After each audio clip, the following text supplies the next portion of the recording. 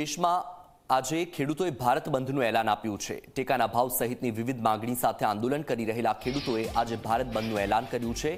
ખેડૂતોના ભારત બંધના એલાનથી Delhi police alert મોડમાં આવી ગઈ છે।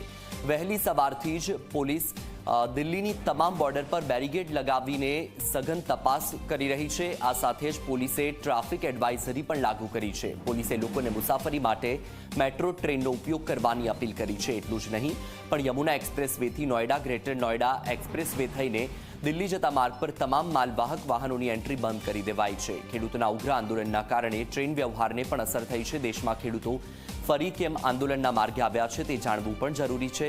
ખેડૂતોની શું માગો છે કે જેને લઈને તેમણે ભારત બંધનું એલાન જાહેર કર્યું છે?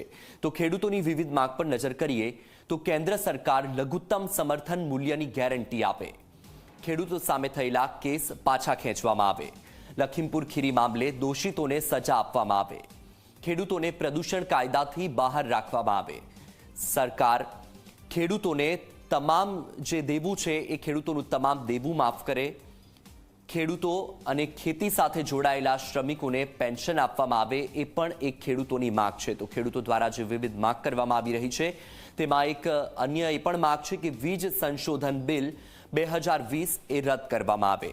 તો આ સહિતની પણ બીજી અનેક માંગો છે જેની સાથે ખેડૂતો આંદોલન કરી રહ્યા છે। ખેડૂતો સરકાર પાસે આ તમામ માંગને પૂરી કરવાની માગણી કરી રહ્યા છે।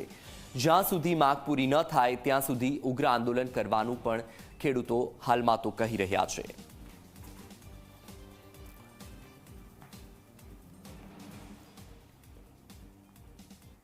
હવે વાત કરીશું વિકાસ કાર્યોની ભેટની।